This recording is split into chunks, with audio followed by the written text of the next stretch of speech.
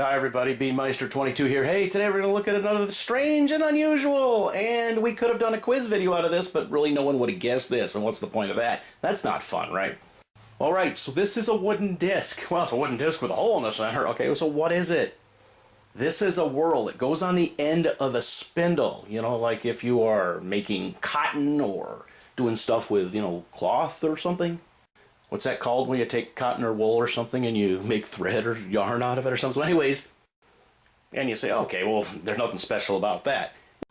And it came out of an Egyptian tomb. That's right. But see, that's not even the coolest thing. Here's an old piece of wood and it's cracked and it's old and it's a couple thousand years old and wow.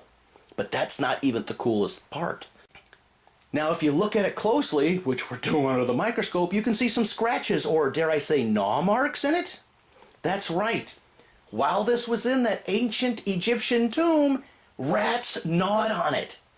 So chances are these are 1,000-year-old rat marks, rat gnaw marks. So how could we date that of being, more than 1,000-year-old rat gnaw marks? Well, if when they made the tomb, if rats got in there, and they did, well, they would gnaw on it, right? And as long as the tomb was accessible and there was air shafts or, something for rats to get in, well, then rats would be there. And you could even go so far as to say, well, rats could live multiple generations and they're eating on whatever food that the Egyptians left in there for the dead. But as soon as that food ran out, well, the rats are going to eat each other and then no more rats. So if the tomb is several thousand years old and has been closed for that long, well, then, the rats didn't live for thousands of years in there. So really, this is very cool.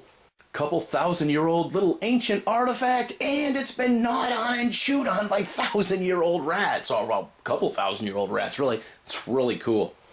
Now, if you want to know about authenticity, if you're buying ancient Egyptian things and artifacts and everything, there's two categories. There is the Grand Tour category, which means the item was a tourist item, probably made from somewhere in the 1700s, 1800s, early 1900s. And I do have a collection of, 100-year-old, 150-year-old Grand Tour little statues, and we'll do a video about that later. But, those are old, but those aren't ancient. So the other category is ancient, stuff that's a couple thousand years old, and it was in a tomb. And a lot of the stuff left Egypt in the early, 1900s, 1910, 1920, 18-something. As the tombs were discovered, these artifacts made their ways to collections and museums all over the world. Usually, when you buy stuff now, they come out of British collections because, it was the Brits who were there in Egypt. So you have all these odds and ends that came out of British collections, and that's what's for sale on the auction circuit. Now, these are certified and they're verified, and a legitimate, reputable auction house won't sell you something unless they can say, okay, this came from the Hansen collection, and Hansen was an archaeologist who was in Egypt in 1912, and he brought a bunch of stuff back, and they can kind of check back, trace the roots of the items. In fact, it might even been a piece of the Hansen collection was at this museum, that museum, and the other museum, and then after the museum gave it back, and then it was up for sale. Museums also get rid of some of their old stuff. They sell it to make money to buy new stuff. Never buy so-called ancient artifacts on eBay or Amazon or any online retailer unless they are reputable, certified, and come with references. And a reference, I don't mean some little claim written on their website. Additionally, reputable auction houses will have a guarantee that if in the future you find out this is not what it was claimed to be, they will refund your money. So another important point is you gotta make sure that it's reputable enough, have been in business for a while, so they will continue to be in business. So if this is just an auction house that just started, it's only a couple years old, you don't know if they're going to be around in a couple of years when you find out the so-called ancient artifact you bought is, fake.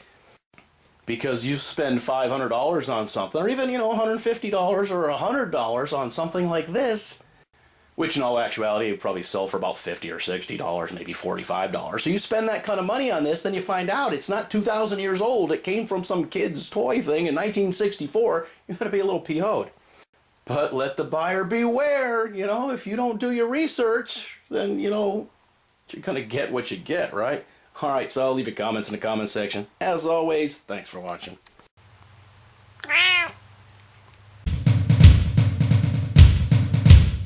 Meister 22, the most dangerous man on YouTube.